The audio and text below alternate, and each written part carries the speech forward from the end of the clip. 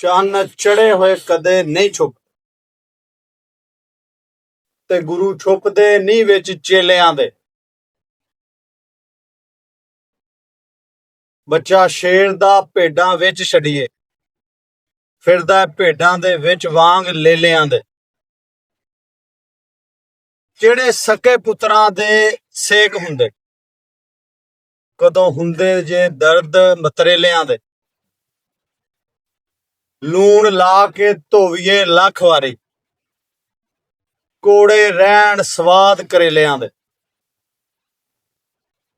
ਹਰ ਚੀਜ਼ ਅਸਲ ਨੂੰ ਭਾਲਦੀ ਏ, ਦੁੱਧਾਂ ਨਾਲ ਸਵਾਦ ਗਜਰੇਲਿਆਂ ਦੇ।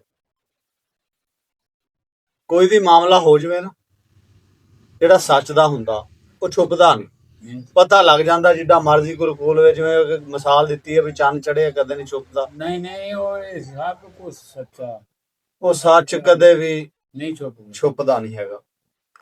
ਫੇਰ ਜਿਹੜੇ ਗੁਰੂ ਹੁੰਦੇ ਆ ਨਾ, ਗੁਰੂਆਂ ਦੀ ਪੇਸ਼ਵਾਂ ਦੀ ਹਮੇਸ਼ਾ ਪਹਿਚਾਣ ਅਲੱਗ ਹੁੰਦੀ ਆ। ਉਹ ਜਿੰਨੇ ਵੀ ਬੰਦਿਆਂ ਦੇ ਵਿੱਚ ਬੈਠੇ ਹੋਣ ਉਹ ਮਾਲੂਮ ਹੋ ਜਾਂਦੇ ਵੀ ਆ ਗੁਰੂ। ਫਿਰ ਜਿਹੜਾ ਸ਼ੇਰ ਦਾ ਬੱਚਾ ਸੋਭਤ ਆ ਨਾ, ਉਹਨੂੰ ਤੁਸੀਂ ਭੇਡਾਂ ਦੇ ਵਿੱਚ ਲਿਆ ਕੇ ਛੱਡ ਦਿਓ, ਉਹਦੀਆਂ ਹਰਕਤਾਂ ਭੇਡਾਂ ਵਾਲੀਆਂ ਹੋ ਜਾਣਗੀਆਂ। ਕਿਉਂਕਿ ਜਿਹੜੀ ਬੰਦਾ ਮਾਹੌਲ ਦੇ ਵਿੱਚ ਰਹਿੰਦਾ ਨਾ, ਬੰਦਾ ਉਹੀ ਇਖਤਿਆਰ ਕਰਦਾ, ਸੋਭਤ ਦਾ ਅਸਰ ਹੁੰਦਾ। ਫਿਰ ਜਿਹੜੇ ਸਕੇ ਪੁੱਤਰਾਂ ਦੇ ਸੇਕ ਹੁੰਦੇ ਆ ਨਾ, ਉਹ ਮਤਰੇਲਿਆਂ ਦੇ ਨਹੀਂ ਹੁੰਦੇ। ਉਹ ਜਿੱਡੇ ਵੀ ਪਿਆਰੇ ਹੋਣ, ਸਕਿਆਂ ਦੇ ਸੇਕ ਸਕਿਆਂ ਵਾਲੇ ਹੀ ਹੁੰਦੇ ਆ, ਮਤਰੇਲਿਆਂ ਦੇ ਨਹੀਂ। ਤੇ ਜਿਹੜੀ ਚੀਜ਼ ਕੋਈ ਵੀ ਆ ਉਹ ਆਪਣੀ ਅਸਲ ਤੋਂ ਪਿਛਾ ਨਹੀਂ ਹਟਦੀ।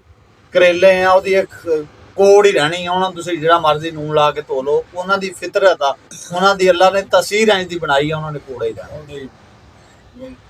ਤੇ ਹਰ ਚੀਜ਼ ਆਪਣੇ ਅਸਲ ਦੀ ਤਰਫ ਹੀ ਰਜੂ ਕਰਦੀ ਹੈ, ਉਹ ਨਕਲ ਦੀ ਤਰਫ ਨਹੀਂ। ਉਹ ਜਿਹੜੀ ਸੋਭਤ ਆ ਉਹਦੇ ਜਾ ਕੇ ਉਹ ਤਿਆਰ ਕਰਦੀ, ਉਹਦੇ ਨਿਜ਼ਾਮ ਆ ਸੋਹਣੇ ਰੱਬ ਤਰੀਕਾ।